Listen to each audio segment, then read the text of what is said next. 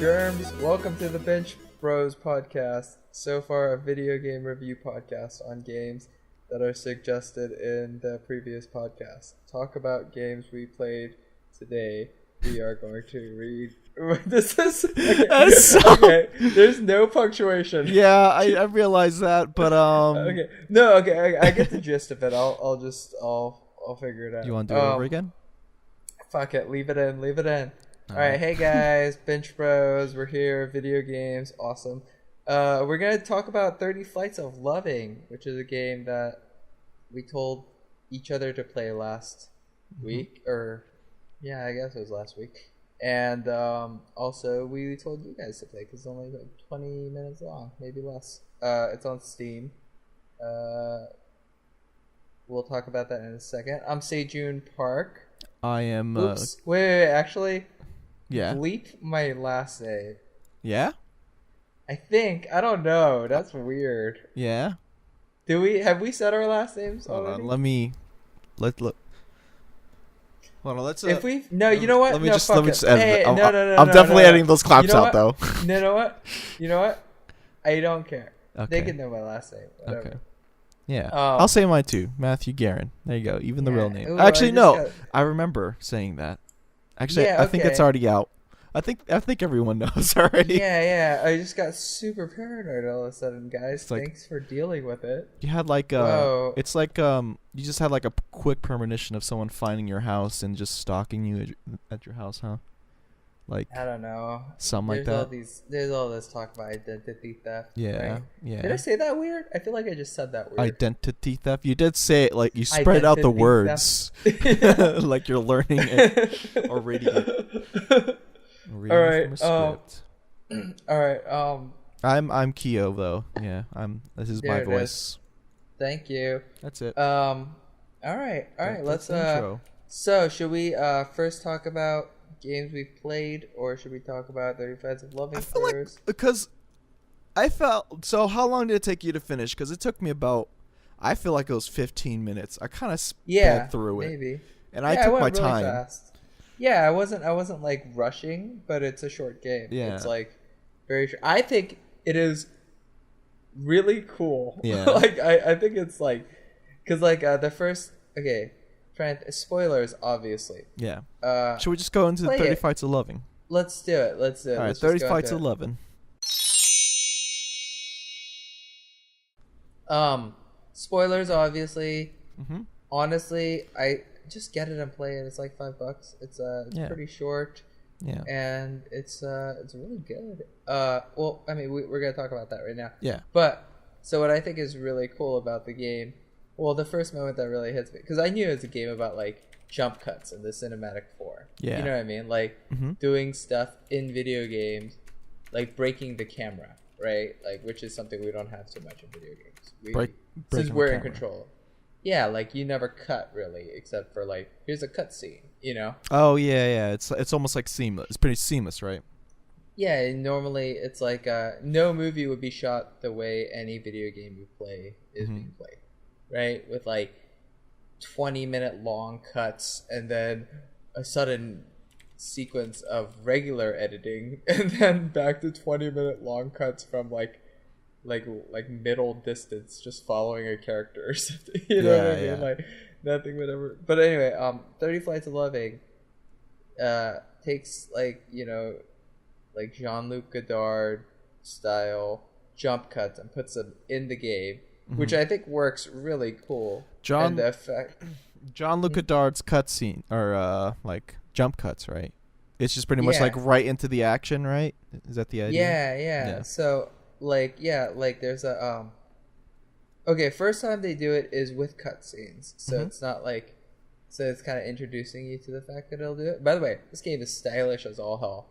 It's got these cube people, right? Very like cube, like low polygon character models that are charming. I like them a lot. I like their look. And so it's like the story as I can follow is you're a group of 3 like heist people or something. Yeah. Like I don't know. You're like they're doing something, but it also looks like they're just at a wedding To be honest. Yeah, well, I don't know. I think that's where it goes to, at least. I think that's a flashback. Is it? Yeah, because I think your character and Anita are in a relationship. Yeah, yeah. You obviously are. Yeah. And I think like a lot of those sequences are flashbacks, like the wedding. Yeah, remember I said he was the best man. Mm-hmm. What's his name? George.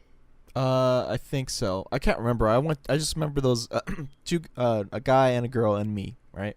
Mm-hmm. And then the wedding area. And so like, yeah, I think so. Okay. Well, what's really cool is when you first meet Anita and George, and you click on them, the game does this really cool, like stylish. Oh yeah. Like cutscene for each of them, which is like showing like who they are. Yeah, and what they do, like a mechanic, demolitions, something else, cake. It's funny because the game, I knew you don't like kill people, or you're not really fighting in this game. Yeah. Yet like so when I first started it, my computer was my screen resolution wasn't working right, so I was trying to quit out. And as I was quitting out, it was like, quit, yes, for work and boring life, no for guns, and I was like, guns? Wait, what? And then like throughout the game, there's it's a lot more like yeah, there are guns. You never get to shoot anyone with them, but like like people are pointing guns at you, people are pointing guns at each other. So as I was playing it, first of all, it's so cool when you like leave on the airplane the first time. I was really pumped on that. And then you like that? I did like that. Just I don't know. It's just like the square head in front of me. Oh yeah. Like, oh, that's George. Yeah. Like it immediately just pops into frame. Yeah. And when you're so I like the way the story is told because you like it cuts I think from the airplane to like a bloody Anita pointing a gun at you. Yep. And she like follows. She is definitely pointing it at you. Yeah. Like if you move around. Yep. And then you turn, and George is there. She's also pulling the trigger too, but the clip is empty, I think. Yeah. So I want to get into that in a little bit, but and then George is there. Yeah, he's dead. Wounded. Well, yeah, he's wounded actually. Yeah. He's not dead yet, and you're getting him out of there, and you and George are like trying to escape through this airport. And as you're escaping, it does these cool jump cuts, like really fast, and like, so you never get lost, just like I don't know. I got lost. I was going like the opposite direction of where everyone's going, and I'm pretty sure I was supposed to go, because I think there's like a psychological thing in that scene where you're supposed to follow the crowd, and I wasn't doing that. I just did the opposite for some reason. It didn't do a jump cut for you? Well, it did, but it was weird because I'm pretty sure I went the wrong path. I don't know if there's a wrong. I feel like it was just. I don't know. To me, it felt like. I think after like a couple seconds, once you get in the scene, it will jump to you wherever you're at. So it doesn't matter what direction you're going. It's just the transition in which I was going didn't make sense. Because I was going downstairs and it jumped me somewhere where I was at flat ground, which was a little weird. But I mean, that I don't know. I was just going against the meta, which is following. Because did you follow the crowd? Or did you go the opposite? I mean, yeah, I think they're going both ways. Okay. I don't know. I felt like it was crowded. I was just like trying to disperse. I think I tried to get past the police robots.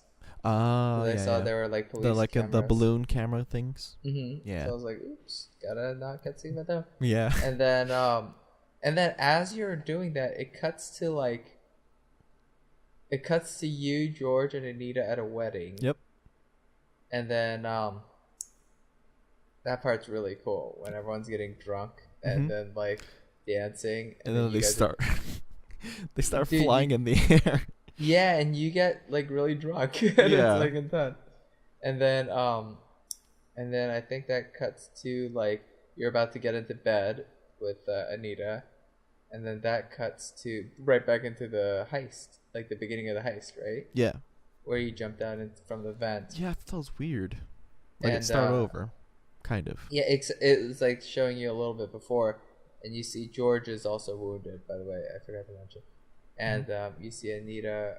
You mentioned that. Corner and you see her point her gun at you, and then it cuts back to you escaping with George, right? Yeah, I think were we on motorcycles or something, or I don't know when that happens. Oh no, you're still you're still pushing George, right? Yeah, and then you get him in a cart because you're carrying him for a while, and once you get him into the cart, you're escaping a lot of cool jump cuts.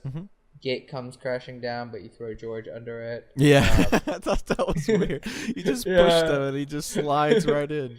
It's cool. I thought that was funny. And then there's a big shootout where birds and police drones are flying through the ceiling. It's not really a shootout because like they weren't even shooting back though. I don't think. Yeah, well, George is shooting at them. Yeah, and you just have to like focus them. And every now and then, this game does something cool where it's like one of the bullets will just like the camera will latch onto the bullet. Oh yeah, does it go? Do you choose to shoot? Because like I don't know, it didn't hit anything either time for me. Yeah, those one time it did on its own and it went towards like a door, right? That's in the circle area, right? Where the drones are coming down. It shot by itself and it shot towards a door, and then there was a quick flash of Anita, in the bed or something. Yeah, there was. Yeah. And then it goes back. I think that it didn't go back, right? It went to like a motorcycle bit, right? Or something. That's you get out there, you go through that pink hallway. Remember that really pink hallway? Yeah. Oh yeah. You go back and go down pink hallway, and then it's like cops, and there's right? Cops, yeah. But like you somehow get through it. Yeah. And you get a car. Yeah. You get a police car. Oh yeah. And then that's when I clicked, and then the bullet came out at the same time. So I was like, I didn't click. See, I just saw him. Yeah. I turned around and looked. It might have been coincidence, maybe. Maybe it just does it once you start looking behind, and then I turned around and he just shot at the cops. Yeah, I thought that was interesting. That was pretty cool though. Yeah, I liked that. And then your car is about. Then it cuts to a scene where it's you and George and Anita. You and Anita are riding a motorcycle together, and George is on the other side. And then, no, what is George looking at? Why does he look so distressed? Oh wait. Yeah, Anita. Wait, doesn't Anita like? If you interact with her, she turns around. Oh yeah, you just see a big. Faces. You see just in the beginning when you're on the motorcycle, you just see a big orange screen, and then you have to click on it in order for you. Yeah, that's her head. Pan out. Yeah, I was like, what the heck is this? And I felt so uncomfortable because we were just so close to her.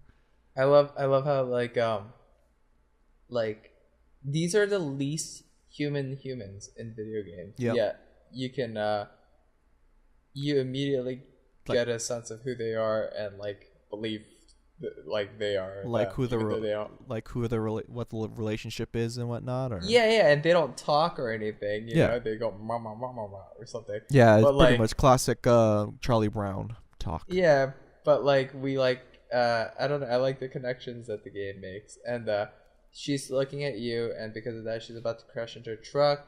But I don't know if that's like a dream or not. Because I think in real life, you're crashing into a truck. Yeah, you're dead. But that's how the game ends. Like, oh yeah, that's right. No, wait, that's not. It's weird though. Well, that's how the game quote unquote ends. Is credit sequence, which is an art museum. Yeah, with a little bit of like lessons on aerodynamic flights.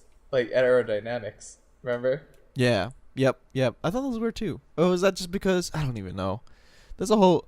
Are we gonna like digest this thing and then like kind of get our interpretations in on the game and what we thought it was about, or? Sure. I mean, I didn't listen to the developer's commentary. I might do that. I kind of did, but he really. You already did? He talked more about like how he made the game. Like it didn't talk too much about the story. I think. Like the tech behind like the jump cuts like, and stuff. Yeah, that and like setting up the scenes. There was one where you go after you like mess with the painting that was crooked because you want to touch it because it's crooked. And then it opens the door. Yeah, it in the alleyway where the waterfall is coming down. He said that it was like a technical artsy kind of game. Tips, and is to pretty much just every time the lights get higher, the distance between the lights gets shorter to make it look like it's a taller building or something. Oh, interesting. And that's what I guess he kind of just talks more about like that stuff, like setting up the scene.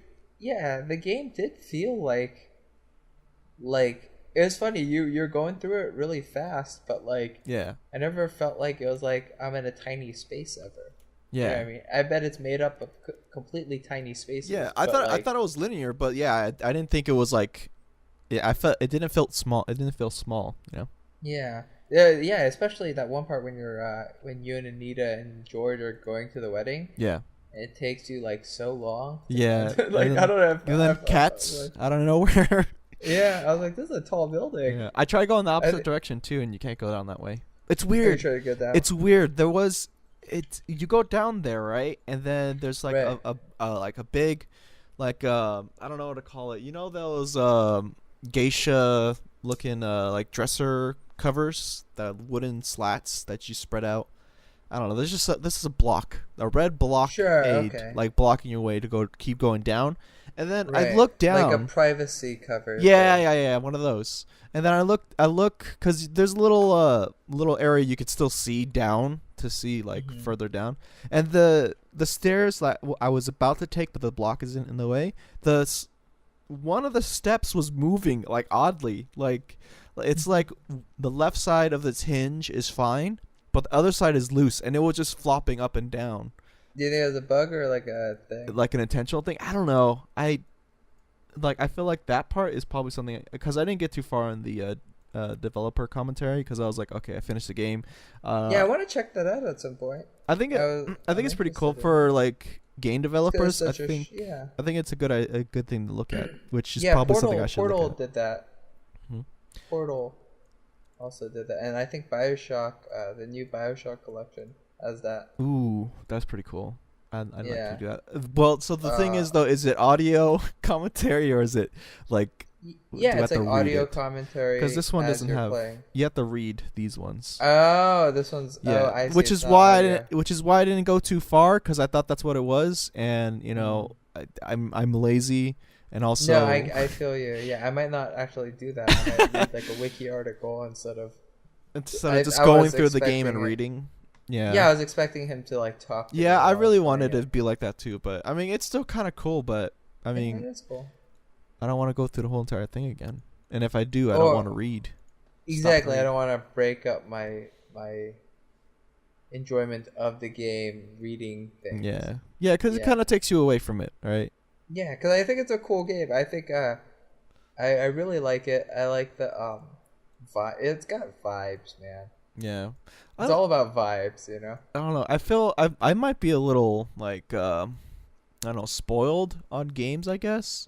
And then again, the whole thing where I don't really listen to story too much, or this isn't even listening. You just go through it, or pay attention to story. I didn't enjoy it that much. I thought it was really cool. Simulator, right? Yeah, pretty much. I mean, like I thought there wasn't really too much story, but then again, it's just a cheap game to like. Well, I mean, okay. There's like a trend of these games, right? There's like Gone Home. Oh, I know the other one. Stanley Parable, and I think Stanley Parable 2. I think. There's a what do you call it? Like Everyone's Gone to Rapture is one. There was the first one, or one of the first big ones was Dear Esther, which was like about you're just on this island, and you are reading letters from a man. Yeah. And or he's narrating or something. I don't know. But anyway, this is like a trend, right? Of these like first person kind of non-interactive or non-violent. You know, violence isn't your interaction with the world type of games, you know? Yeah. And one came out recently for PlayStation 4 that's highly influenced by 30 Flights of Loving, called Virginia.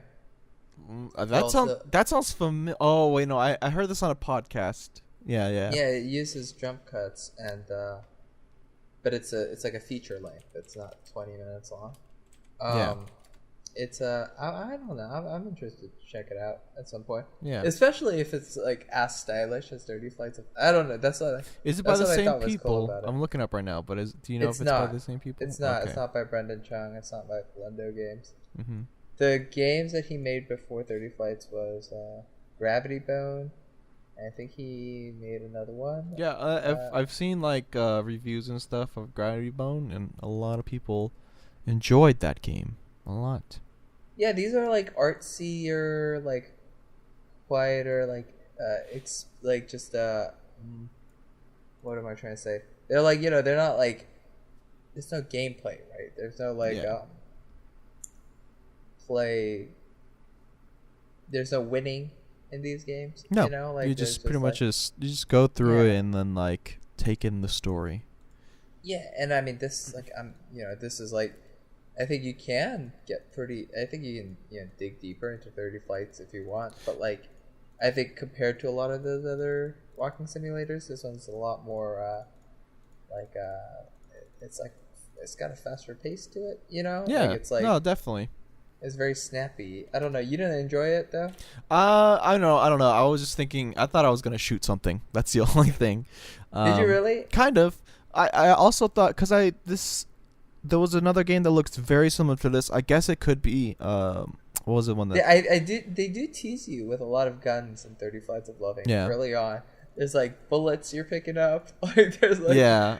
I picked up a lot of alcohol. Well, actually, I picked up something that was alcohol free first of all, and then I started picking up some alcohol. I picked up so much alcohol, so much guns, so much bullets. Yep. And I was like, I know I don't pushed over some ducks. Yeah, I pushed a duck, ducks off the little thing. Yeah. Into the water. I jumped in the water. Yeah, I jumped in it too. I should have explored down there a little bit. Yeah, I tried to see if I could get that crowbar, but I couldn't. Oh, I didn't even realize there was crowbar down there. Yeah. I like the what do you call it? I think, obviously if you've listened to us talk about it for this whole time, we probably talked about it longer than the game actually goes on for. Yeah, we actually have. Like, you should play it. Like, it's I recommend it. Yeah, I recommend you check it out. Yeah, it's pretty fun. Not so much fun, but it's a good story to take in without cool. You don't really have to think about it. You just kind of know, right? Because it goes through it, and then you like realize, oh, these two. At first I thought they were bad, but then I was like, oh wait, I guess I'm a part of them, so I'm bad too. Well, that's what I wanted to say. That's what I wanted to say earlier. I think you betrayed Anita. I think you and George betrayed her. Yeah, or maybe she's the betrayer, which is why you're helping George and why she's fucked up. Maybe they're both fucked up. They're both shot up. That's true. I like that part. We also forgot about the part where you're eating oranges with her. Yeah, no, I remember that. I was gonna bring that up, but I was like, I can't remember when it came in, but I don't. It's right before you go to bed with her. Yeah. Remember? Yeah. I think that's a really cool moment. I don't know. Why they were just eating oranges. So I saw this is what I did when I saw that scene. So I saw her tossing the peels outside. So I took one and I grabbed it and I was peeling too. And then as I was peeling, I went outside and I jumped off the window. What did it do? I think it just took me back. Yeah, it just took me back to the same place. I jumped off a lot in that game actually. I was just really. I think my thing is curious. I didn't enjoy too much because I wasn't thinking about the story. I was thinking about breaking the game. Right. But no, it just took me back, and I mean, I guess that's good because he thought about that, right? And he just takes you back to where you were. Well, I mean, I guess that's the thing. We a lot of people naturally are inclined to try and test. I think you should probably play. Okay, I recommend to you, not for next week or anything, but just in general, you should play Stanley Parable. Oh no, I've seen someone play that one. I love that storyline. Well, I think it's cool for you, especially because you like testing the boundaries of the game. Yeah. And that game is they pretty much thought about everything and thought about what the player does, right? Yeah, it pushes back, right? Yeah. So if you try to fight against the game, it'll let you know that it knows, which I think is interesting. I mean, it's one that I'm a little less hot on in terms of personally not as interested in that game as not really interested in the genre, really. But Yeah. I am really glad I played 30 Flights of Loving because I think it's short enough to not try my patience. Yeah. And I yeah, think Stanley it's also, Parable, like, you do have to have some amount of patience on it because yeah, maybe. you got to go Or, through it a like, lot. you play it however you want, right? Yeah, that's Stanley true. Parable? Yeah. Yeah, you can just sit there the whole time, I think, and it'll even react to that. There was another game that was like that too. I can't remember. It just recently came out or something. It's about like a developer or something, Cody or something. Do you know what I'm talking about? No. Okay. Well, I thought that one was interesting. I'm gonna look it up, but go ahead. There's a game I also wanted to play. Like, if we're talking indie games that are like more artsy, there's one called Sybil, I think it's called. I think that's the one I was thinking about, actually. You play as this woman who plays an MMO with a guy. Oh, no, that's not it. And so you play the MMO, and you're having conversations with this guy, and it's kind of it's an autobiography. It's about her life and a relationship she made. And I was like, oh, that's fascinating. I like that. That's cool. Yeah. But yeah, I mean, like, that's anyway, that we can end our talk of the 30 Flights of Loving there if you want. Do you want to do, before we do that, do you want to do like a rating thing? Do you want to try doing that for like future ones too? Or do you want like to just a like score? Yeah. Nah. I don't really like giving scores. It's so arbitrary. It's like if I gave 30 Flights of Loving a 7 and I gave like fucking what is it? Sengrun Kagura? Inside. Okay. Oh, Inside, like a 9. Like, yeah. that doesn't mean anything. You know what I mean? Like, those games are doing different things. Yeah. And, like, because I was thinking about it. I was driving on the way, and I was like, we should probably do something about it after we talk about them. And I was like, if you want to give it a score, you can. Yeah, but we're not a, like, accredited or official like game review. Whoa, what does that mean? You only start, like, I don't think that's a thing, man. Like, I don't know. Anyone can give it. Amazon customer reviews of stars. Are they accredited things? Like, you know what I mean? Like, I don't know. I mean, but I don't know. I feel like, cause like it's like a food tester or a food inspector, right? I feel like it's like that. Like rate Ratatouille. I don't know what the position is called, but I feel like it's like that. Like, no, you don't need a degree to be reviewing video games. Yeah. You don't need, I don't know, like armchair criticism, right? That's a thing. But anyway, I don't know. Personally, I just don't really like scores. No, I want to do whatever we want to do. So yeah, I don't care to. I don't care to like rate either. I'll just I'll probably say rent, buy, or don't buy. I think that's the thing with me. Right. I think Sybil, by the way, is spelled Cibel for everyone listening. If you want to check it out, Bel, excuse me, not Bil, Cibel. But what is it? So y'all talk about other games then? We could. Have you been playing any I other haven't though. That's the issue. I mean, I could talk about Final Fantasy because I didn't get too deep into it, but I haven't been playing this week, so it's kind of wishy-washy. Did you play any other games? Yeah, I did. I finished 2 games. Nice. I finished Mafia 3, which whoa, wow, that fast? Well, that's not fast actually. You probably spent all of your hours. All of your free time. So Mafia 3 is not like a good game. And that's fine because the story is really good. Yeah. But it's not one of those I know a lot of people are just going to be like, "Oh, the story's good, the game sucks. I'll watch the YouTube version of the story or whatever." Yeah. I think playing the game really puts you into the mind state of the story in a cool way. I think the fact that, like, if you're in a white neighborhood in that game and you walk into the wrong store, all of a sudden the game says, like, "Hey, you're trespassing."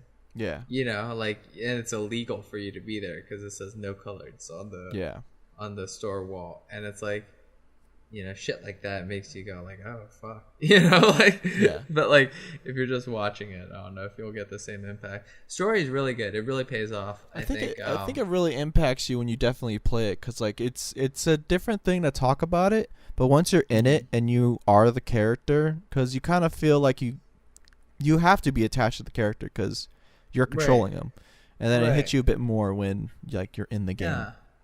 Yeah, and I don't know. I think that it's I don't know. It's I've rarely, if ever, had been a victim of racism in a video game before. Yep. And so that's really interesting. Yeah. And I mean the game's not about that. Yeah. It is in certain ways for sure, but like the main like topic on the game is not about racism. But I think I think a lot of it stems from systemic racism, which I think is interesting. Like I think the reason they betray you or underestimate you in the first place, or all of that, I think it all goes back to that. So I think that's like a cool thing. Anyway, it's hard. I don't know if I recommend that game. Yeah. Because it's not the best. And it's unlike like Mafia 2, I do recommend just because you could play through it so fast, know, or like you don't have to like Mafia 3, you have to do a lot of garbage like busy work in order to beat that game. But I think that like it's worth it. Maybe when the price goes down or something. Yeah. That's like 2 years. Yeah, but I've also been playing a good game. Ah. Yeah, and I beat it actually. Oh, I think I know what you're talking about. Yeah, I beat Rise of the Tomb Raider. Yeah, I saw that. PS4. I saw you playing that on the Steam or the PlayStation 4. Yeah, it took a year to come out on PS4. It came out on Xbox One last year, and I waited. I could have played it on my computer, but I waited, and I really liked it. It's a cool game. It is a lot. If you've played Tomb Raider, the reboot that came out like in 2012, I want to say. Yeah. It's very similar to that game. It's cool. A lot of people are going to compare these games to Uncharted, which is fair, but I say it's kind of. I feel like it's got more Metroid in its DNA than Uncharted. Yeah. I think it's got some of that, spectacle platforming thing, but I don't know. I really like it. I think the controls are great. I think graphics shooting's pretty obviously good. I think it's pretty. Yeah, it's not Uncharted pretty. I mean, it's like the cutscenes are very pretty, but like the main game itself is because it's like Uncharted has these like set pieces, right, that like are so beautifully crafted. Yeah, detailed. But this game, this one's more open. So like since you have to go back to these places, it's like I think harder to like put as much emphasis as like Uncharted would to a certain spot, But still, it's beautiful. I think it's a pretty game. It's very fun to play. The action's great. Like you get a variety of different tools and weapons. You can craft your own bombs like on the fly. Oh, nice. Like you can craft Molotovs. Nice. Yeah. Your bow and arrow is super satisfying. Always. You get this skill later, like if you because you upgrade her different ways, If you unlock this one perk, it allows you to like line up 3 headshots at once, and so you just aim over 3 of them from a distance, and then it puts a little marker on their head. And once you let go, you can shoot like 3 people in the head at once from a distance. That sounds like High Noon to me. It is. It is basically High Noon. It's really cool.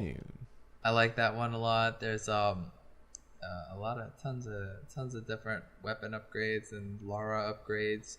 A lot of costumes. I think once you beat the game, I haven't gone back yet to check this out, but you can get costumes which are just her the character model from the PlayStation 1 games. Oh yeah, it's like that's super fun. The tan like tank top and then like short shorts. Yeah, but like literally the character model. Like you're this low poly. Oh my god, pointy boobs. Yeah, pointy. Yeah, exactly. You look just like you look like a 30 Flights of Loving character. Wow. And nice. I think that's really cool. I want to play through. I know it's like it works in the cutscenes too. Oh my god. So I really want to like play through the game with those skins on. I think that'd be really fun. That's pretty good. If the cutscenes are that good, that you could just swap out models. I think I'm pretty sure it's all in engine because like every time I'm wearing a specific, because I changed my look a lot through the game. Oh, nice. Different outfits give you different perks and stuff. So like I was like if I was hunting for animals at a specific time, I'd put on this I forget what it's called, but it lets you not like scare the animals as easily, so like you can get closer to them, Yeah. And so I was wearing that for a while. I unlocked this outfit for doing a mission, so I was wearing that one for a while because it like gives me like health regeneration or something. Yeah. And towards the end of it, like you get attacked by these dudes who use this like fire. And so I had this outfit that like prevented the damage from that. So I was wearing that towards the end. Yeah. But yeah, it all your gun shows up. The gun that you have equipped shows up in the podcast. The podcast. What the heck? I read the word Binch Pros podcast as I was talking. So like I had this. So that's cool. Like it's like my gun was like this because that drives me crazy in like Resident Evil 5 when like Chris and Sheva have their like basic pistol. Yeah. When I don't even have that in my inventory anymore, I have like those like decked out like U pistol, but like Chris and Sheva still use their like Berettas. Like no, like that drives me crazy. But in this game, yeah, like my pistol, I had this like Magnum with a silencer on it, and it was like all tricked out. And there was a scene where she's like using it to try and shoot through a glass, and you could see that it was that gun instead of like her starting weapon or whatever, And I was like, cool, dope. They took that into account, Yes. Anyway, really fun, cool game. Very similar to the last game. Not so hot on the weapon customization. I like the customization, but like you have to gather a lot of fucking like crafting materials, from here and there, and you have to farm for them at a certain point. And I that got a little irksome. Right. Yeah, I don't love that stuff in video games. They need to chill out with that stuff. Bring it back. It don't takes up too much time. Yeah. You know, the crafting stuff and just like getting materials and things, or yeah, just like getting materials. Like I feel like that's just like, I don't know. Since Minecraft, I'm almost always gonna bring up Minecraft because that was a big point in like gaming history. I guess one of the other big points in gaming history, I should say. And I guess that like, the companies and games or game companies kind of adapt up to that. So I think that's the only reason why that's there, because that's there. We can't blame Minecraft for everything. I mean, I'm not blaming. I'm just saying that's where it's coming from. Well, I'm blaming because I think crafting in video games like needs to chill the fuck out because it gets annoying. Yeah, no, I can understand. Yeah, it is like annoying to get through sometimes. I'm trying to think. Like Assassin's Creed 3 had that garbage. Mm-hmm. Yep, you had to like just loot. That had like one of the worst versions of that shit. Yeah, the crafting mechanic. Because you had to do it at the house. Remember? Oh yeah. That sucked. Yeah, that did suck. It took a while to. That was fast travel though, kind of. You had to get the viewpoints, but. Oh yeah, Mafia 3 doesn't have fast travel. That's another thing. That sounds like Dragon's Dogma. They don't have. I love Dragon's Dogma. Yes, they do. Dragon's Dogma. Oh, hold on. So when it first came out, it didn't, right? No, it did, but it cost. You had to spend a currency arm and a leg.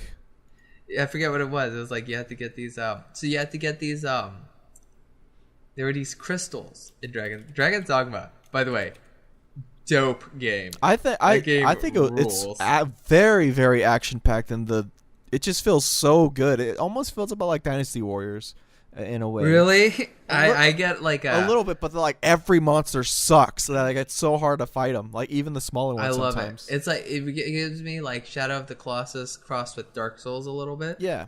But it's cool though. I do enjoy it because like you get skills, right, and then you could choose to be different classes and stuff too, right? Yeah, you can combine the two classes. I thought that's really fucking cool. Yeah, there's like three. I have that. There's like 3 main classes that have like there's like 3 classes that are like the beginner classes or whatever. Then there's like the 3 advanced versions of those classes. It's kind of similar. But there's. Go ahead. Sorry. But there's also 3 classes which are combo classes of each of the 2 classes. Mm-hmm. So like you could be like a fighter, which turns into like a warrior or whatever. But like if you want to be a combo of a fighter and a rogue, then you'll be an assassin. If you want to be a combo of a rogue and a that is very similar to like mage. It's very similar to the class job system in like Final Fantasy, at least Final Fantasy 14, because you have to level up these classes in order to get that job. Pretty much the whole thing with getting the mage and archer. It's funny in Dragon's Dogma, a lot of people I played with, or when I played the game, a lot of people I talked to swore by the magic archer class, which I tried my hand. It's really easy to switch classes in Dragon's Dogma too, so that's really cool. Yeah. But I tried it and I was like not feeling it. I was super into assassin. Yeah, it depends on the person.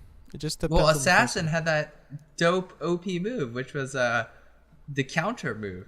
So you like if you do a counter just right, you would like slit their throat, and then also it had the like 1,000 strikes or whatever, 1,000 kisses. I think it's called. I don't remember what it's called, but I know what ability you're talking about. You just hold R2, and if you assign it to square, you just tap square as fast as you can. You just like slice into a specific spot. It is a very satisfying game. Like once you get into it and know about it. Although like what is it? Assassin, I want to say. Assassin had this, or not Assassin. The like evolved warrior class. Yeah. Had this move, which is also really good, called Gouge, which you would stick your blade into a spot and just like if you're like mashing the button, you would just like do exorbitant damage to that specific spot with your sword. Yeah. I was like, oh, that's really satisfying. Yeah. But anyway, before we move on from Dragon's Dogma, I did want to bring up the fast travel. Oh yeah. Because that game had one of my fastest ideas of that, or one of my favorite ideas of fast travel, which is you get these crystals. I forget what they're called. They're like something gems. Yeah, I looked that up online because I hated running everywhere. Huge. Yeah, and so you set them wherever you want in the world. Like you don't, but that's the cool thing. Like you're marking your own fast travel locations. Yeah. And if you so like you can do that, and then you use your fairy stones. That's what they're called. There you go. Yep. Yeah, the currency that you have to throw a fairy stone, and then you can warp to any of those fast travel points. Fucking dope. That game rules. I love it. I don't know how we got here, but we started talking about what the hell. Dragon's Dogma, 9 out of 10. 10 out of 10. Yeah, I'd rate it there too. I stopped though because the fast travel threw me off, and then also my attention span for playing other games. That game has one of my favorite quote unquote post games, because I'm gonna spoil Dragon's Dogma right now. Okay? Oh no! Okay, yeah, everyone, if you haven't played this game, it's been out for a while. Yeah, I'm spoiling it. Yeah, you kind of. So yeah, go for it. So you fight the Elder Dragon at the end, whatever. You do your quest, you defeat that dragon that took your heart, whatever. Right? Game you think is over, but no. Instead of being over, the king goes crazy, and wow. It turns out he made like a pact with the dragon. He made the pact with the dragon that like the dragon offers you, Yeah. Also, by the way, anyone can be your love interest in that game. Did you know that? Oh, hell no, I did not. Every single character in that game. Even the pawns? No, not the pawns. Oh. But every single character. Like, you know that main girl in the very beginning? Yeah. Her dad can be your love interest. What? Yeah, if you want to just like... What the fuck? It'll take doing, but like you can like raise anyone's like affinity towards you to like the maximum. I never explored that part of the game. So like whoever like your love interest is by the end of the game is the one that the dragon kidnaps. You know? Oh wow. And so like take something that you care about a lot. Yeah, I know a lot of. Wait, hold on. There's kids in there too. Yeah, I think. No. I think they can. Okay, I think you can. Them. No, I think the kids are also options. No. Well, it probably there's no sex or anything. Yeah, probably wouldn't be a love. Like a love interest. It'd be more like I care about this kid probably type thing. Sure, yeah. This really creepy adventurer just keeps giving like flowers to this kid. Anyway, yeah. No, but what's funny is I remember at the time people didn't know about the romance system because it's hidden in there. Yeah. And by the time it came to the dragon fight at the end, like it would be the jester. You know, that little punchy jester guy would be like kidnapped by the dragon or something, and people would be like, "What the fuck? Like, why is he there? Why?" Oh wait, that's right. I love him. It's so funny, but that's funny. What is it? Yeah, no. So at the end of the game, it's crazy. Like a hole appears in the middle of your town, and you know that Grand Soren, that big city. Yeah. So like a middle of it just disappears. Like if you've played Fallout 4, have you beaten Fallout 4? Nope, but go for it. It's been out a while. Never mind. I think. No, never mind. Is it too recent? No, it's a pointless reference then. Okay. Well, anyway, it's like, you know, Fallout 3 when you nuke Megaton. Yeah. And it's just gone now. That part of so like that happens to Grand Soren. Part of it is just gone. Yeah. It's just a hole. But what happens is if you jump through that hole, you end up coming out of the sky eventually. Wow. And it's just like it's this infinite like loop thing, and like inside that hole there's all these like crevices that you can go into. And so it starts this whole other thing where there's this like final elder dragon down there and all these different bosses, and you're like trying to gather those stones. I forget what they do. They're like really valuable for some reason. That sounds interesting. Yeah, what do the stones do? You're supposed to like gather some, and then you can use it for something. Anyway, I can't remember. I forget what they do in the game, but they're important in the game. But you gather 20 of them, and I think they're for upgrading your weapons. Yeah. Anyway, you gather 20 of them, and you give them to this lady, and then you basically fight God. Oh my god. Or like the overseer of the world. Yeah. And then once you beat them, you sit on the throne, and then you can just be like an ethereal god being and just walk around the world until you get bored, and then you can kill yourself and it'll reset the game. What the heck? But here's the thing that's interesting. If you've already beaten the game before, yeah, the game's just over. Well, first of all, the god character that you fight is someone else's online character. Oh. If you're playing the game online. Yeah. It's someone else's like created character. Or if you've beaten the game before, it's the last person you beat the game as. Oh. Which is super interesting. So if you play the game a second time, New Game Plus or whatever, and you get to that point, you know, with your new character, it's the character that you were last time. Wow. Yeah, it's super interesting. Also, Dark Arisen, that expansion that they had. Dark Risen? Yeah. The one with the 60 frames per second? That choice? Loving. Yeah, dude, that game, that's one of those games I was like, I played it on PS3, and I'm sure it would have been so much better on PC. Oh, yeah. And, fuck. Yeah, dude, Dark Arisen, worth it. Buy that game. Yeah. Dragon's Dogma is really great. Yeah. And it doesn't have bullshit crafting. And no, I mean, no, it doesn't actually. No, I mean, I think it might be in there somewhere, but it's not. Yeah, that. It's maybe not that. you might have to bring some materials to craft upgrade your weapons. Actually, I think I remember mining at some point too. I think I remember doing that. I think you're right. Oh man, whatever. It was less annoying. It was. I mean, yeah, it was. I think it was. It's not that a big hindrance. So you don't really know. You know what it is, right?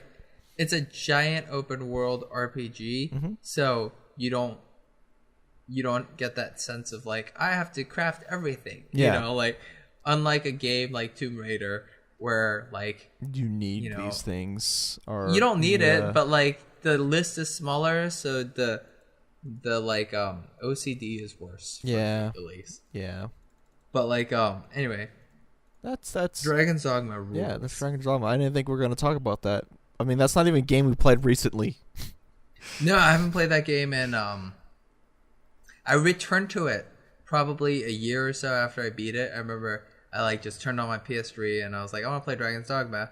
Yeah. And I loaded up my save and I had my character there, and I just played through the whole game, like the main quest, and I was like, because it was like my maxed out character, and it would just like reset the level. I would go back into New Game Plus or whatever. Yeah. I was like so pumped. That game's so fun. God, I really like that game. Yeah, I might do that again, like next month or something. I might want to pick it back up too, but I mean, it's a whole bunch of games I need to play. That's a cool thing. Once you beat that game, you can also, if you've here's a weird thing. If you had Dragon's Dogma before, like this is what I did to get that game. Okay, This is gonna sound weird. I went to GameStop. I bought Dragon's Dogma. Yep. I installed it onto my PlayStation, and then I took it back to GameStop. I returned it, and then I bought Dragon's Dogma Dark Arisen. Yeah. Because if you already have a Dragon's Dogma save on your computer or PlayStation, when you get Dark Arisen, or maybe it doesn't count for PC, but for PlayStation, if you get Dark Arisen, it gives you extra stuff like an infinite fairy stone. Oh. And I wanted that infinite fairy stone. Yeah, I'm pretty sure everybody wanted that. Yeah, because otherwise you have to buy fairy stones all the time, which is it's a little annoying. I still like it. I like the fast travel system in that game. Yeah. Also, character customization is great. Oh god, actually, yeah, it's so good. It is. Just you can make so them good. tall, short, big, small. Like most games don't let you affect the body type too much. You know what I mean? It's like the face only, right? Mm-hmm. And Dragon's Dogma, I remember you could make anything from a little child to an elderly crone to a muscle bound behemoth, to like anything you want you can make probably. Yeah. It's cool. It's like really detailed. That game, it's a good game. Is super good. It's a really good game. There's a lot into it, and it is really worth it. I feel like I'm giving Tomb Raider a short shrift by talking about Dragon's Dogma. Yeah, again, I don't even know how I think we started about the crafting thing, and then you said travel, and then you were like, no, Tomb Raider. It's really cool. I don't want to spoil it for people who haven't beaten it or anything. I mean, it was a remake, right? Or no? Is it newest? No. I don't even know. It's the newest one. Whoops. It's a sequel. Okay. It's not a remake. Okay. Yeah, it's pretty early. The series is a reboot. But anyway, it's cool. It's got those puzzles like Limbo Limbo works too, I guess. Yeah. Or Inside. Yeah. Yeah. It's got those types of puzzles where it makes you feel smart. Yeah. Like you beat them. Like you're like, haha. It's very satisfying when you figure out something, right? Yeah, exactly. I mean, I don't know how video game good puzzle makers do that, because they do. They make it. It's so good because they make you feel smart. Yeah. Doing it, even though they had to already think of it. You know what I mean? Like, and it's like there was I don't know, certain because it's like Metroid, right? So you get you get specific things later on in the game that allow you to come back to earlier areas and explore further, right? Yeah. Like there might be an area that's off limits to you unless you have fire arrows or a grenade or something, and you don't have those things early on. Yeah. Except if you're smart with your resources, you could actually build a Molotov cocktail and burn down a path early on, way before you get fire arrows. Nice. And and you feel super smart. But obviously, they knew you could do that. You know, and they expected you to. But you could do that, or you could just wait till later in the game. Yeah, I don't know. It's cool. Also, it's like really violent, which I like for some reason. Oh, I forgot how violent that game. The first game is really violent too. Yeah, it's just like really like there's these like execution moves that you can do, which is like, I don't know, it might be kind of out of character. I don't know. I think it's fine. I think it's cool. Yeah, you're just like it's a violent, good open world game. That's not open world. Excuse me. That gives me. I'm giving it the impression that it's like Grand Theft Auto or Uncharted or not Uncharted, Red Dead Redemption or something. It's not an open world game. It's like a Metroid game, and I'm really into it. Story is okay. Story's okay. It's kind of like an Indiana Jones thing. Yeah. Villains are cool. I like the villains. There is I like the story, I think, better in the first game than this one. But it's still good. Do you like the story in this one, the newest one, Rise? Yeah, I do like it. Rise? I liked the reboot story better than this one. Nice. I like the last game story better. Nice. Cool. But this game's good. Yeah. Yeah. It's fine. It's still good. It's I'd give this game a recommendation. Nice. No score. Also, I haven't tried out all the. I know for PS4 they released like a bunch of extra content. Like there's this whole walking simulator thing where you just like go through her house and experience her memories. I haven't played that. Nice. There's like this like score attack mode where you're fighting zombies in her house. I haven't played that. I think that's kind of like a roguelike where like the weapons are randomized that you pick up, so like you might get a good run and get like a shotgun with like flame bullets or something early on.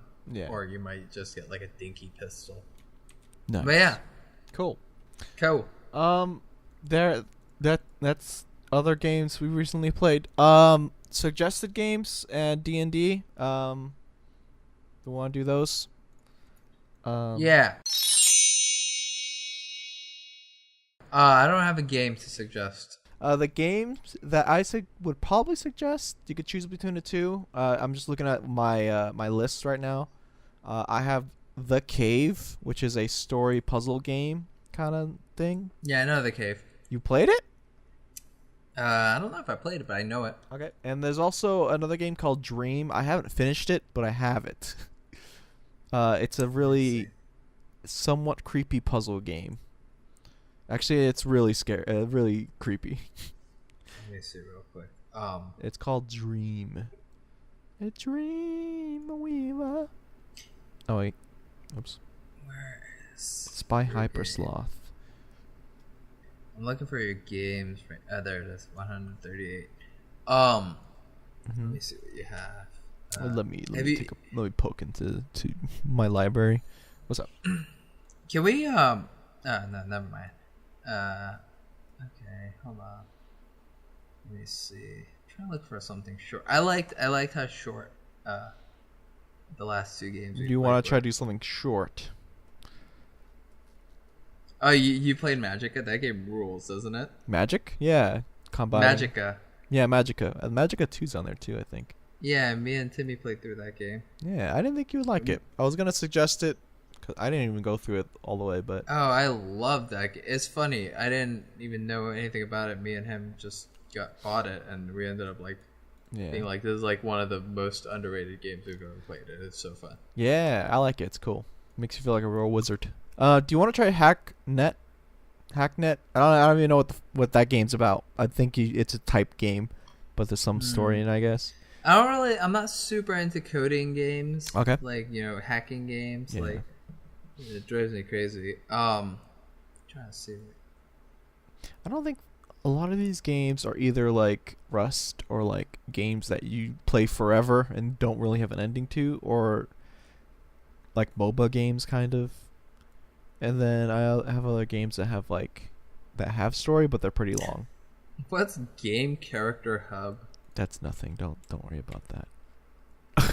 Let's see. I don't think that's How's anything. Terra? That MMO looked really pretty. That is not an MMO. That is a Minecraft type game, side scroller. No, you're thinking of Terraria. Oh, Terra? No, yeah, it's an MMO. I don't know. I played with a friend of mine, and we didn't go too deep into it.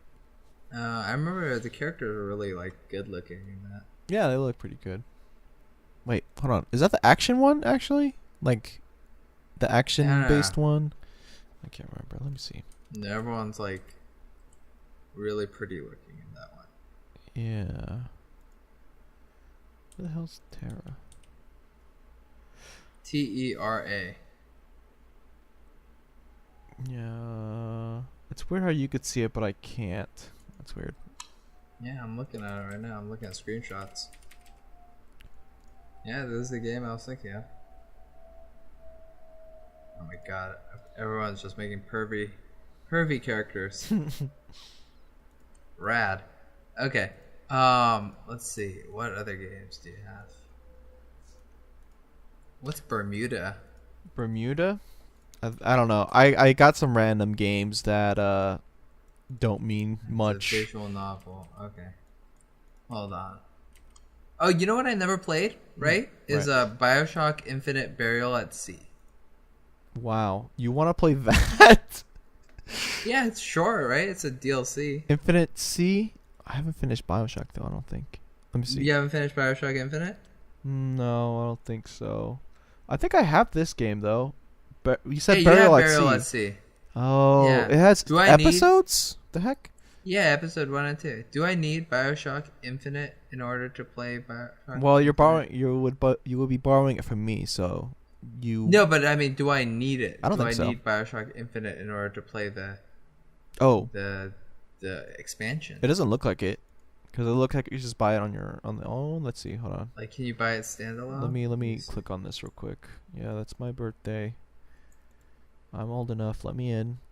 That's definitely not my birthday, but it says I'm old enough.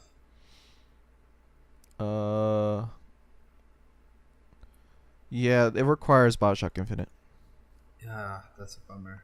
Yeah. Because I beat BioShock Infinite. I just I would like to play Burial at Sea. So. Yeah, I need to finish it. I really like the game. Fucking A. Wait, we're still recording, right? Yeah, I'm probably gonna edit this out. It's gonna be. You're gonna edit all this out? This is kind of fun. Oh, we'll keep it in then. Fine, we can edit it out. No, I mean we'll keep it in, but I mean I didn't explain what we're doing, so we're just going through my library. We're just going through Steam right now. Also, I was gonna say this in the outro, but if you guys have any game suggestions, anyone that's listening, oh my God, hello, if you have any suggestions on games that we should play or we should all play together, let us know somehow. I'm trying to. Shorter would be better. Yeah, than longer. The shorter, the better. Maybe not too short, but like an hour or so, hour or two, a couple hours. Let me put it this way: Half-Life 2 might be a bit long. Yeah. One of these. You know what I mean? But just get like a thing in there, right? Like yeah, but Portal would be. Hey, how about Portal? Portal? Do you have Portal? Yeah, I've never played the first Portal. Really? I've only played Portal 2. Yeah, I've only played Portal 2. Wow. I played Portal. Yeah, you played Portal. How about you play something I recommend? Okay. I think that's how. I think that was the original thing that we did in the beginning, but it ended up just being both of us. We haven't played before. Yeah, let me see what they have on the store that I. Yeah, because Spec Ops and then Undertale was the other games we played. Yeah. I still need to play it. I need to finish it. Hold on. I've never played Portal, and I've always wanted to. I've played Portal 2. But I've never. And you have Portal, right? Yeah, I do. Cool. Let me see. You could play. I'll buy a game that's like short and cheap that I like or whatever. Let me see. What is this game? I might speedrun through Portal actually. It's an MMO. So you're gonna speed through Portal? Yeah, but I want to get your suggestion. I may or may not. That's the thing. Let me see. Oh no! You know what we should do, Mm?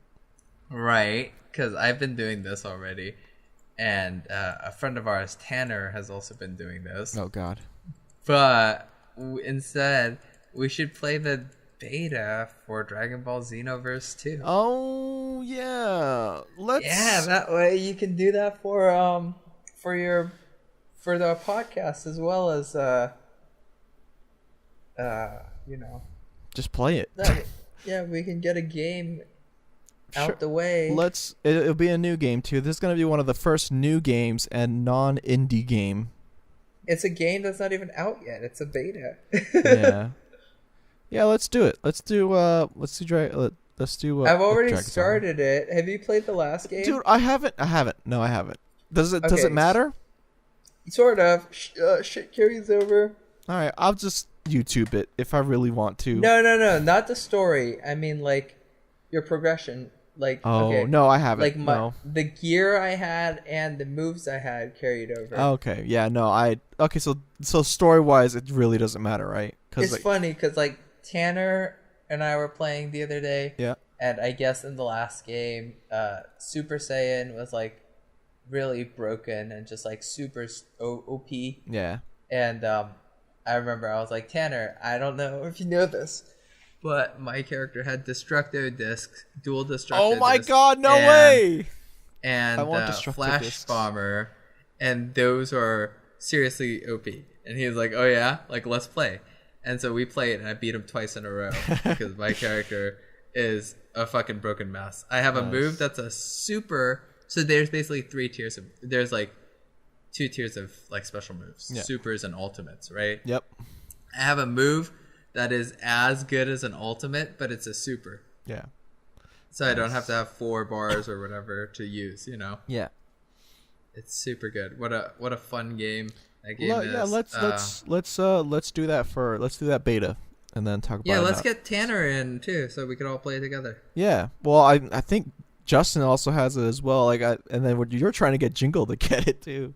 Yeah, I think you can only party up with 3 people at a time. No way. I think that kind of sucks. Yeah. Yeah. Well, it's not like an MMO or anything. Yeah, that's true.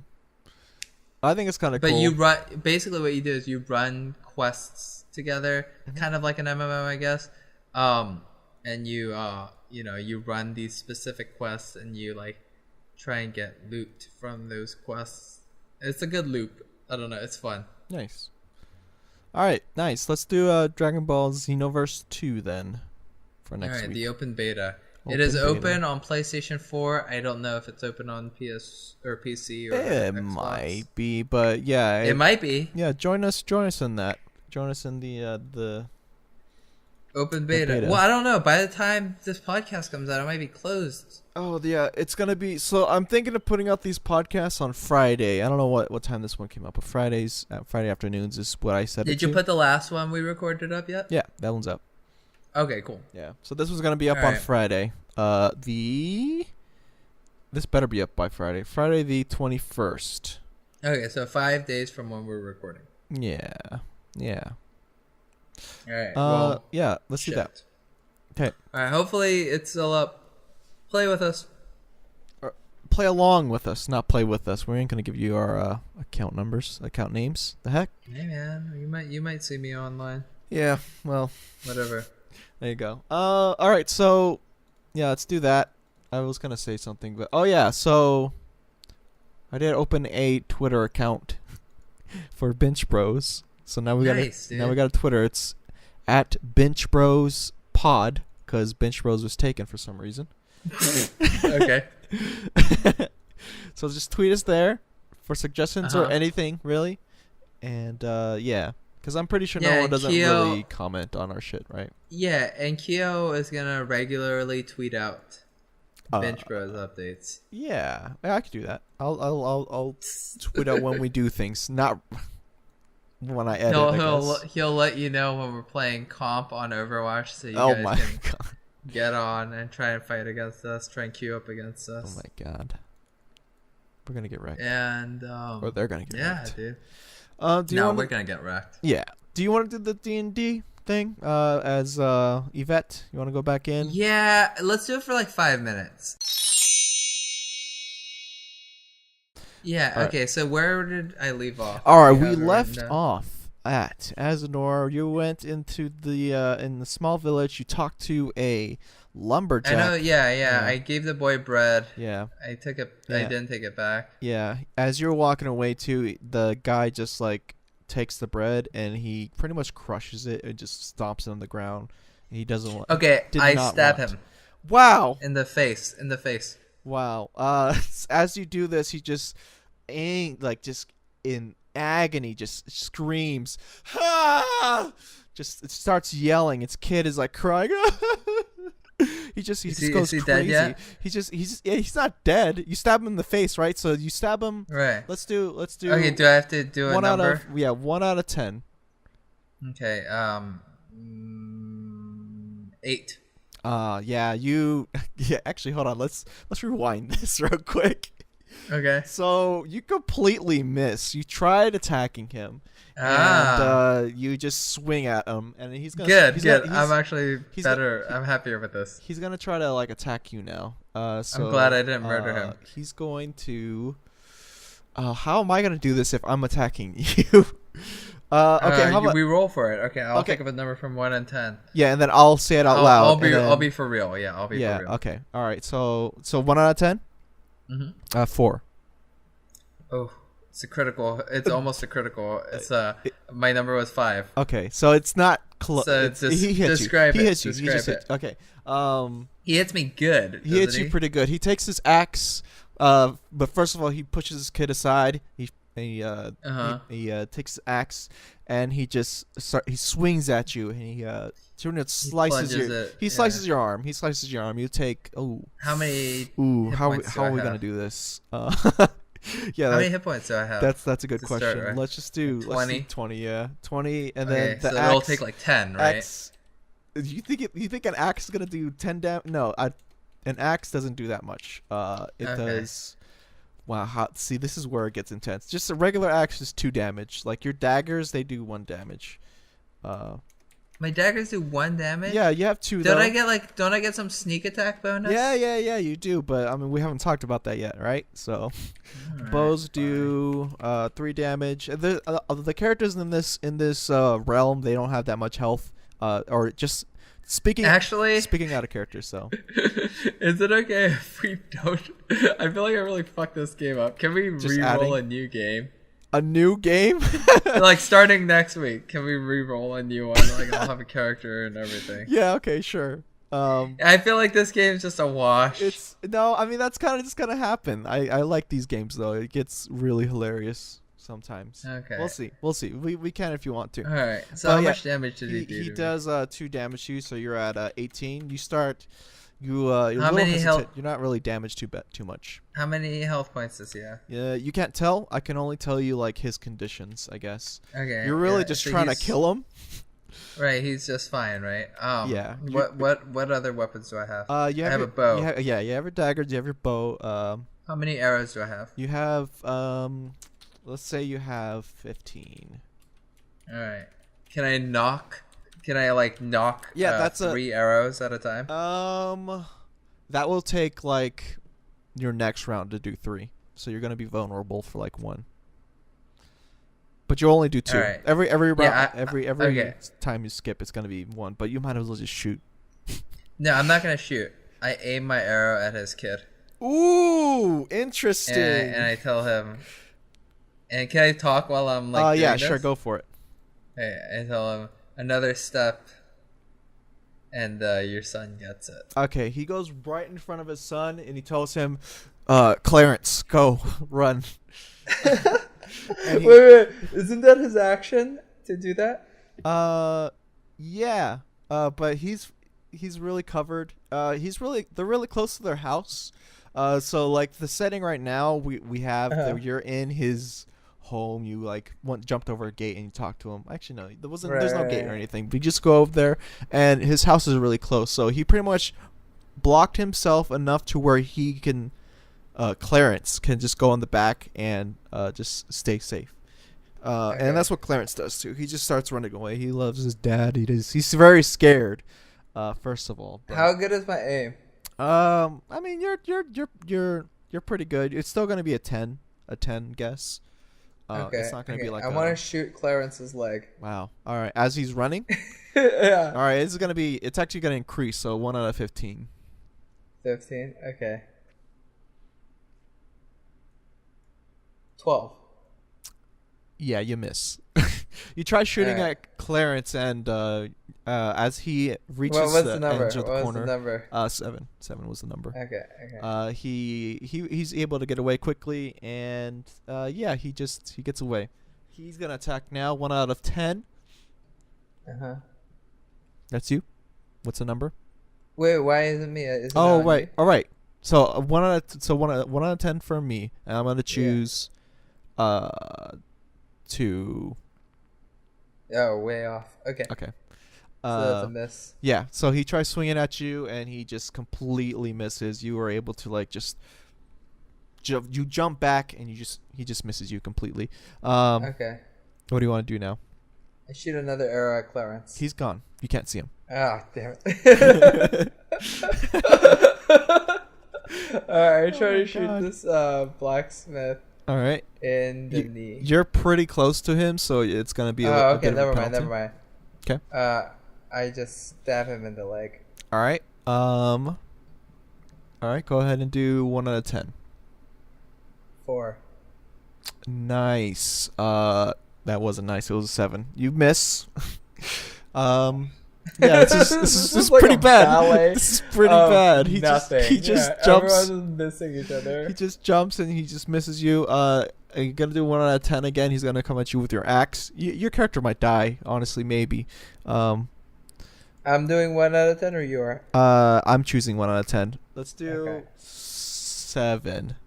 Okay, that's critical. Damn. So he's just gonna hit you. He takes his axe. I think we should use a random number generator. Yeah, I know. I feel like there's a pattern developing to how I'm picking numbers. I have a random generator for you already. So I have 1 out of 5, 1 out of 10, 1 out of 15, 1 out of 20. Okay, I feel like I need to open one because This is you just. Actually, why don't you do it for me? I believe you. Okay. I'll just use the numbers. I'll use the numbers that I have already, because I have 100 to choose out of, and I'm just going in order, I guess. They're already random.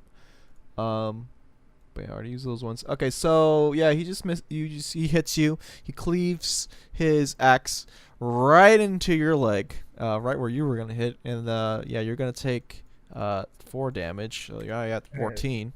Nice. You're starting to really bleed. You're bleeding in your arm. Slightly. So am I getting bleed damage? Huh? Am I getting damage over time? No, it's just you're not bleeding.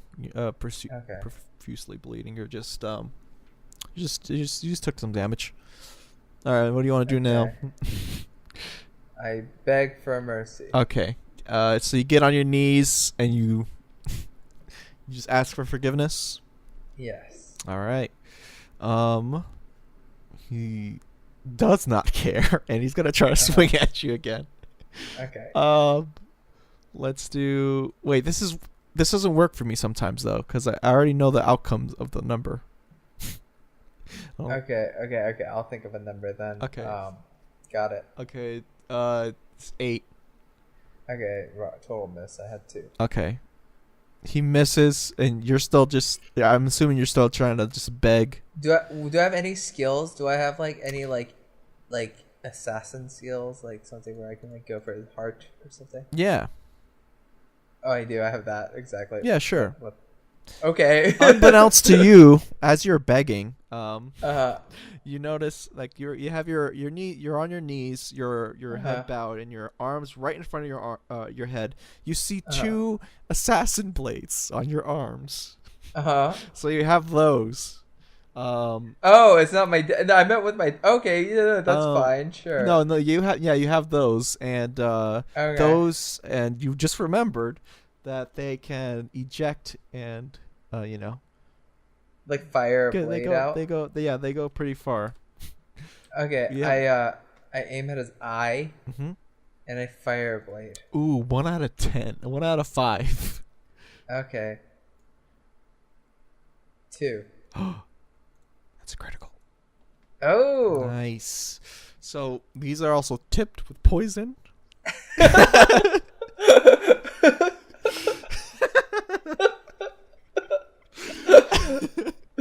Okay.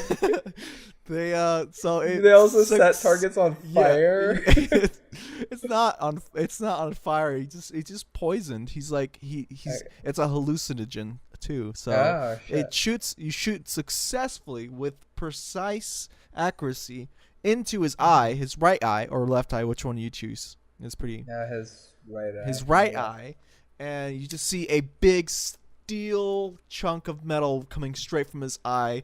Ah!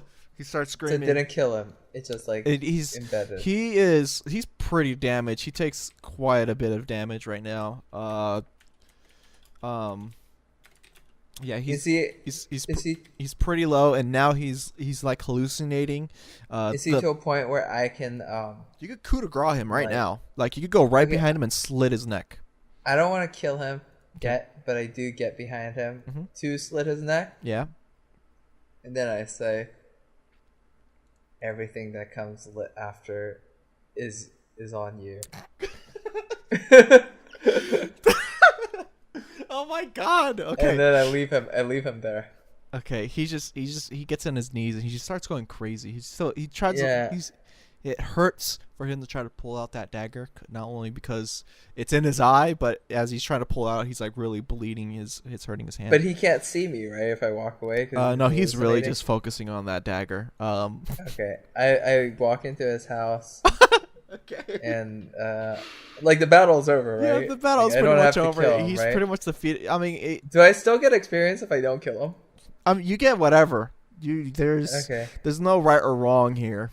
Obviously, okay. So okay, I go into his house and I start. How good can I do a perception roll to see? Yeah. 1 out of 10.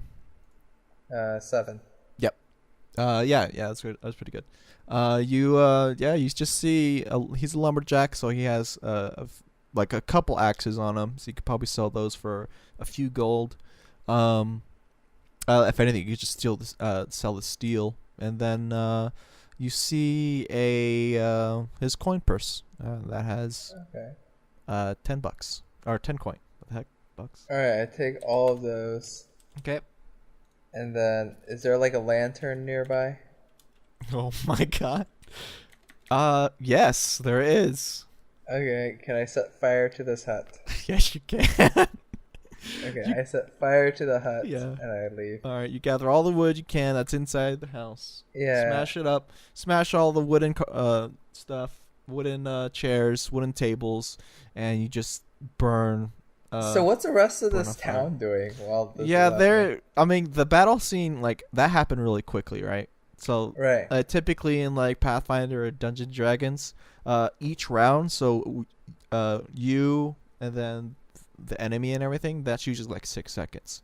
So that took about like under a minute. It took at least like 30 seconds, that whole battle that you had.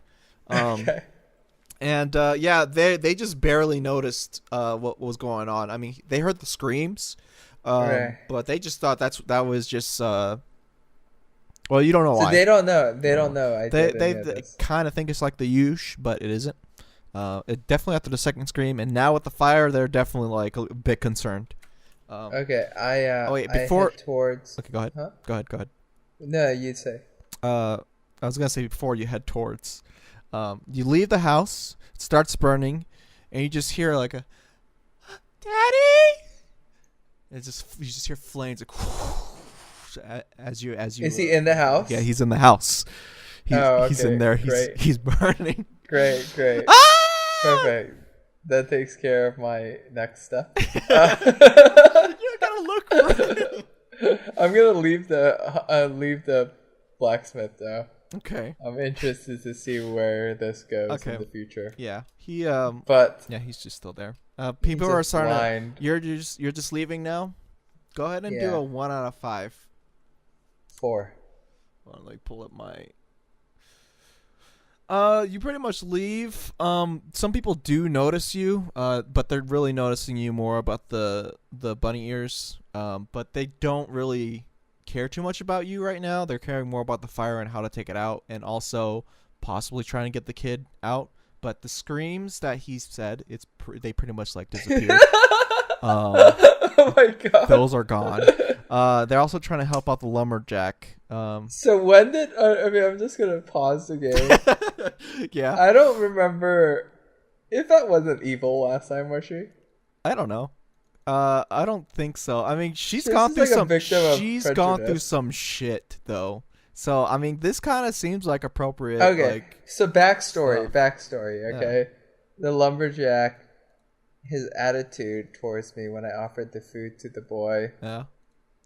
Wait, why did I kill the boy? Because why did I kill the boy? I don't know why he took the boy. The boy did literally nothing. Yeah, no, the boy was good. Why did I kill him? Oh, I mean, you didn't know he was in there though, but you did want to kill him. But you got angry because I guess you got angry because of that. They took. I wanted to threaten him. I didn't want to kill him. I wanted to threaten him to scare the blacksmith. Yeah. I think Oops. Yeah. Oops. I think you just kind of figure out how the game works, right? Or how I control the game. Right. So right now I'm pretty much controlling the game as somewhat realistic. So actions that are threatening, like in real life, you probably want to take action and fight back. So I don't know. Yeah. I wouldn't probably, but real people. But I don't know. Shit. Yeah, that's that. Yeah, they're dying. He died. Right. He's trying to help him, and you're on your way to the blacksmith still. Oh, so that was the blacksmith. Who was that? That was the lumberjack, dude. Lumberjack. That's right. Okay. Yeah. Okay, I continue towards the blacksmith. Yeah. And then we end it there again. Okay. At least I have stuff I could sell to the blacksmith so I can try and get a new dagger. Yeah, you do. How many of those blades do I have? You have like wrist launching blades. Well, you lost one. You had 4. You still have you have 3 more left, pretty much. Okay.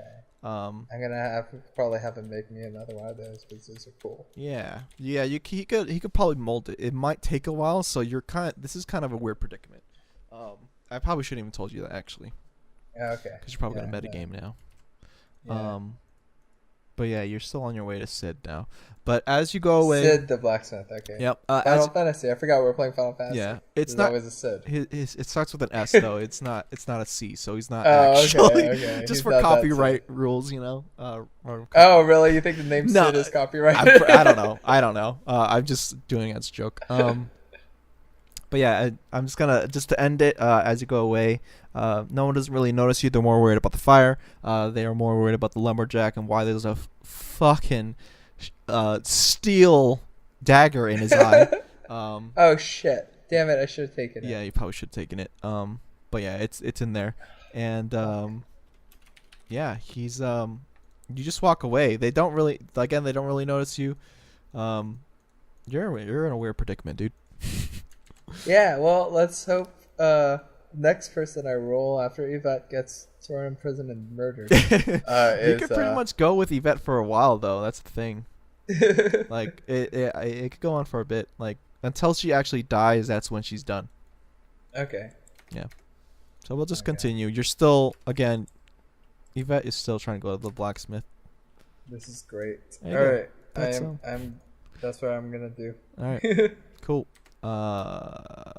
Axis. All right. Yeah, I'm just gonna fix that.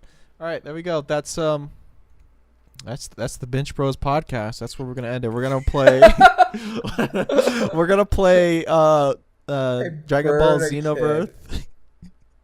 Xenoverse, and yeah. Xenoverse is what happens when a chest burster comes out of someone's chest. Oh my god. When a face hugger gets Xenoburst. Yeah, so just if you're listening to us on iTunes, I think no one's not really on iTunes, but we're at benchbros.podbean.com. Also, you could tweet iTunes. Us. No, I think some people listen. Some people listen on iTunes. Yeah, Erica. Wait. Yeah, probably. Erica listens on iTunes. I'm not sure if she listens on iTunes, but she's listened. Shout out to her. Fun. I think Jingle Shout too. out to Erica. Jingle. Timmy listened. Yeah, Timmy. What up, Timmy? Yes, our buds are listening. Yeah. Yeah. You can also tweet us at Binch Bros Pod at Binch Bros Pod. Because I couldn't put podcast because apparently it was too long. But again, I thought it was taken. Binch. Oh no, Binch Bros is taken. That's correct. Binch Bros podcast. I can't extend the cast because it will just get rid of the T for some reason. Anyways, yeah. So that's us. Thanks for listening, everybody. Yeah. Bye. Bye. All right. There we go. That was great.